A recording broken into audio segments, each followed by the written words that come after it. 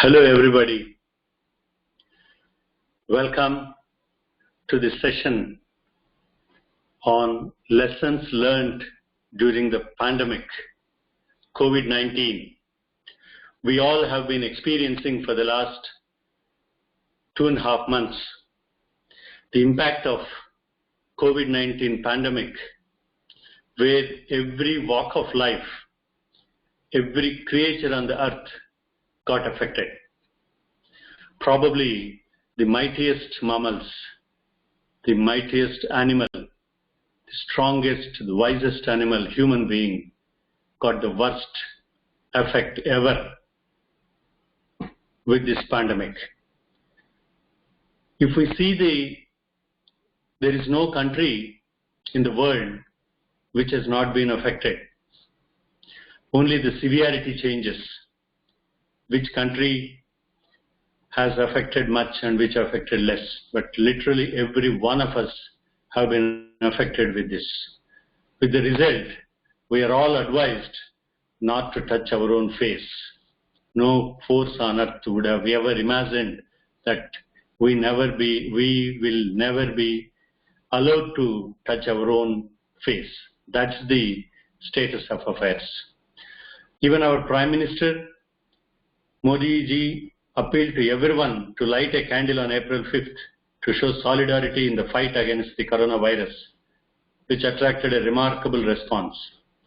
The lockdown has allowed, even forced us to turn the searchlight inwards. Based on conversation we have had, anecdotes we have heard, social media posts we have read, and the emotions we have experienced, there appears to be more danger and more light in confronting the society when it comes to education at large.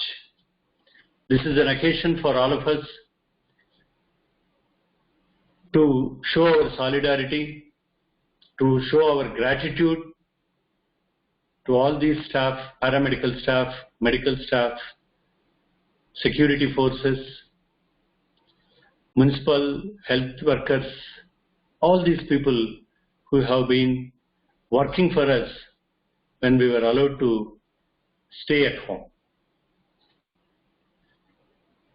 Given everything economists tell us about the importance of investing in education, will there be a greater investment in this essential resource for the future?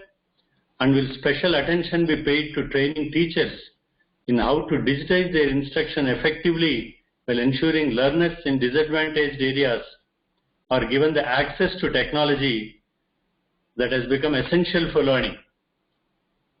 Future and all will be e-learning resources. Or will it be a return to normal where some sectors have state-of-the-art resources and others do not? Of course, it will be difficult to level the playing field absolutely, but how much effort will be made to level it more? That's what is concerned. Now, when it comes to education, it will be totally a different field altogether. It will be a totally panorama altogether.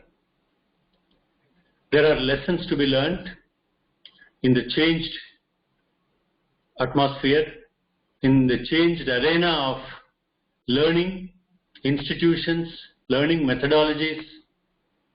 While lamentable, the disruption to education systems worldwide offers valuable lessons and provide a unique opportunity to reimagine education, the curriculum and the pedagogy. First, we should address the digital divide. Technology has the potential to achieve universal quality education and improve learning outcomes. But in order to unleash the potential, the digital divide must be addressed.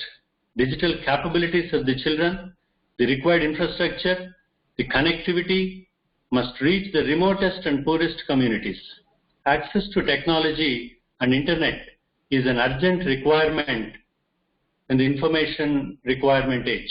It should no longer be a luxury. And then we need to reorient the curriculum. While teachers are struggling to learn for e-learning, while teachers are struggling to learn digital ways of communicating with the students, it is clear that we need to pay close attention to what we teach. The crisis is teaching us that the curricula must be grounded in students' realities, cultivating critical, creative, flexible thinking, resilience, and empathy in students. And we need to empower a wider cadre of teachers. This crisis is also making us to learn, rather forcing the teachers to reinvent their roles, from that to transferring information to enabling learning. We have been so far the content creators. Now no longer that would be the scene. We have to be the content curators. Now improving the education system requires a decentralized, democratic, community-based approach where community ownership of education is cultivated. Important for this is the hiring of local teachers, which increases teachers' accountability to children's families and their ability to empathize with the students' lives. This is what the education should be in future, whether they are the government or the local communities, local administration. They should all concentrate how to build up the e-learning infrastructure, e-learning resources available to them, free internet connectivity, very wide bandwidth of internet connectivity, and enabling the teachers, making the teachers more powerful in curating the content that is available, which can reach to the students early and securely.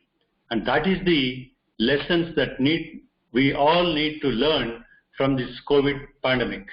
Let's hope that governments and the teachers and student community will rise to the occasion to face this COVID pandemic. Post-pandemic, post-COVID-19 should be a different platform altogether for the education sector. Let's hope we all rise to that occasion and meet the demands of the next generation students. So before we close, let's go through this wonderful statement by Brain Brown that we will not go back to normal. Normal never was.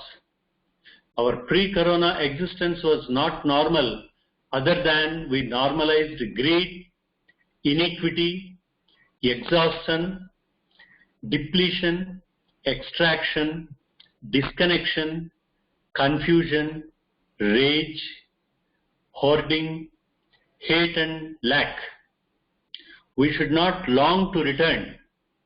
My friends, we are being given the opportunity to stitch a new government, one that fits all of humanity and nature. This is the lesson that we should learn from now onwards. Think differently. Let us face the changed world altogether when it comes to education. Innovate yourself, renovate yourself, and be a change agent. Thank you very much.